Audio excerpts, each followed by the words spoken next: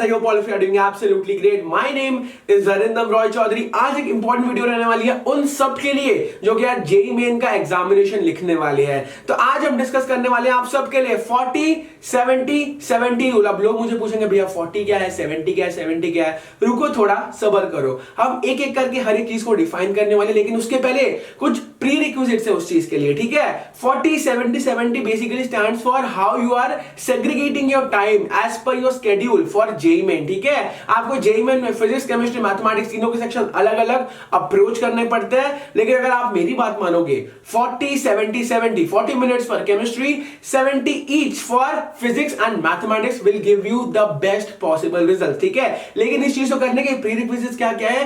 Pre requisites ये है कि आपको सबसे पहले इंश्योर करना पड़ेगा आप 70% कोर्स कम से कम खत्म करके जा रहे हो, ठीक है। उसके साथ साथ एग्जामिनेशन आप जब भी दे रहे हो, ठीक है, मॉक एग्जामिनेशन हो या फिर examination on the day of JEE Main, ठीक है, आपको हर एक में कम से कम 2 दिन पहले हैंडबुक्स पूरी खत्म करनी है। हैंडबुक्स यानी कि जो फॉर्मूला चीट्स है, हर एक चीज आपको खत्म करके ओवरव्यू लेके जाना पड़ेगा। अब लोग मुझे बोलेंगे भैया हम फॉर्मूला बैंक कहां से लाए, हाँ हम चीट कोड्स कहां से पढ़े? आपके लिए हर एक चीज अवेलेबल है यहाँ पे यार।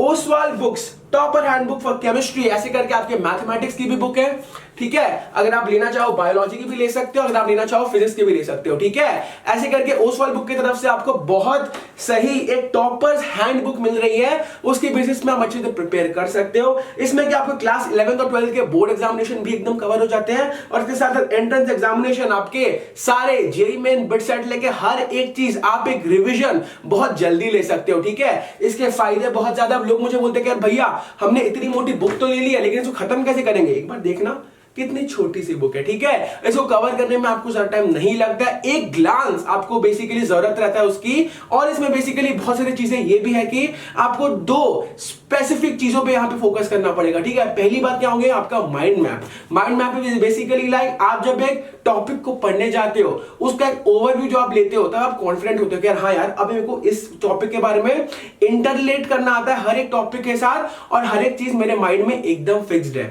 उसके अलावा क्या चीज है? उसके अलावा आपको हर एक टॉपिक के साथ एक क्यूआर कोड दिया है। क्यूआर कोड एज इन आपको कोई भी टॉपिक पे कोई भी डाउट है, आप उस चीज को स्कैन करो, डिटेल में पढ़ो, क्वेरीज को सॉल्व करो और कॉन्फिडेंस वहां से डिराइव करो, ठीक है। अगर आप लेना चाहो प्लीज उस वाली बुक्स को आप ले सकते हो, डिस्क्रिप्शन में लिंक है, टॉप कमेंट में लिंक है, प्लीज डू टेक दिस अगर आप जेईई मेन के लिए बहुत ज्यादा ओरिएंटेड हो और उसके साथ साथ आप शॉर्ट में रिवीजन हर एक एग्जामिनेशन के पहले चाहते हो, ठीक है। ये बात हो गई। 40 70 70 रूल को थोड़ा और देखते हैं। 40 70 70 रूल एज इन सबसे पहले I am asking you well begun is half done, ठीक है। आप केमिस्ट्री से अगर चालू करते हो, फॉर एग्जांपल केमिस्ट्री में आपको ज्यादा सॉल्व करने की जरूरत नहीं है।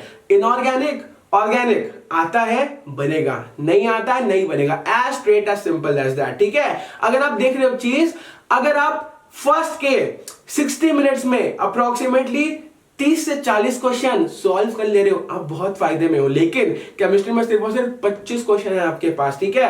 25 क्वेश्चन अगर आप 40 मिनट में देख रहे हो, बाकी के 140 मिनट्स में you have to look at only 50 questions. आप अप्रोक्सीमेटली 3 मिनट पर क्वेश्चन दे सकते हो। आप चालू किए थे 144 सेकंड्स पर क्वेश्चन, लेकिन आप अप्रोक्सीमेटली 168 सेकंड्स पर क्वेश्चन के लिमिट तक पहुंच चुके हो। तो आपको चालू किससे करना है? केमिस्ट्री से। केमिस्ट्री में क्या बेसिकली थोड़ा बहुत आपको फिजिकल में सॉल्व करना पड़ेगा। लोग आपको डेंसिटी निकालने बोलेंगे, लोग आपको फलाना ढिमका निकालने बोलेंगे, लेकिन उसकी जो कॉम्प्लेक्स कैलकुलेशन रहती है वो इतनी कॉम्प्लेक्स भी नहीं रहती है एज कंपेयर टू फिजिक्स और मैथमेटिक्स में। आप अगर मैथमेटिक्स के कैलकुलस के प्रॉब्लम्स देखोगे, अगर आप रोटेशनल मैकेनिक्स के फिजिक्स के प्रॉब्लम्स देखोगे जेईई मेन के, आपको लगेगा उसमें ज्यादा सिंप्लीफिकेशन और कैलकुलेशन की जरूरत होती है। जेईई मेन एक ऐसा एग्जामिनेशन है, केमिस्ट्री स्पेसिफिकली अगर मैं बात करूं, ज्यादा कैलकुलेशन की दरकार नहीं है, स्ट्रेट फॉरवर्ड है, आता है तो आता है, नहीं तो नहीं आता है, ठीक है। 40 minute is more than sufficient. अब शुरुआत की 40 मिनट का डायनामिक्स हम डिस्कस कर चुके हैं। नेक्स्ट 140 मिनट्स पहले फिजिक्स करें, पहले मैथमेटिक्स करें। खुद से पूछो जो आपको ज्यादा पसंद है उसको पहले लो, ताकि आपकी अगर स्पीड मेंटेन रहे। फॉर एग्जांपल अगर आप 1.5 घंटे के मार्जिन के आसपास आप अगर खत्म कर सको, may be approximately 45 to 50 questions आपके पास सिर्फ और सिर्फ 25 से 30 क्वेश्चन बच रहे हैं for the last 1.5 hours, and that is a comfortable zone जहां पे आप रिवाइज भी कर सकते हो। बहुत बार ऐसा होता है कि यार आपकी कैलकुलेशंस रॉन्ग हो चुकी है पहले वाली, आपको एक बार उसको रिविजिट करना पड़ता है। तो उसी के लिए जो आपका सेकंड मोस्ट इंपॉर्टेंट सब्जेक्ट है वो रहेगा which is your favourite subject amongst mathematics और फिजिक्स। मैं आप एक बार बोल दे रहा हूं, ये जो टेक्निक है हर किसी के लिए अप्लाई नहीं होगी, इसीलिए आपको बहुत सारे एग्जामिनेशंस देने पड़ेंगे। पहले मॉक एग्जामिनेशन कितने देने चाहिए? हर हफ्ते। हर हफ्ते दे पा रहे हो तो 2, वरना हर फोर्टनाइट में कम से कम 1-2। ओके, इस चीज को यहां पे याद रखना है आप लोग को। एग्जामिनेशन कहीं से भी दो, मुझे फर्क नहीं पड़ता, फ्री हो पेड हो, आपको पता है फ्री लेना है या पेड लेना है, पिछली वीडियो आप मेरी देख चुके हो, तो इस चीज को लेके आप चल सकते हो। ठीक है, 40 पहले केमिस्ट्री, 70 आपका most preferred subject of physics और मैथमेटिक्स, और आपका लास्ट में लीस्ट प्रेफर्ड सब्जेक्ट। ठीक है, इससे फायदे बेसिकली क्या हो रहे हैं?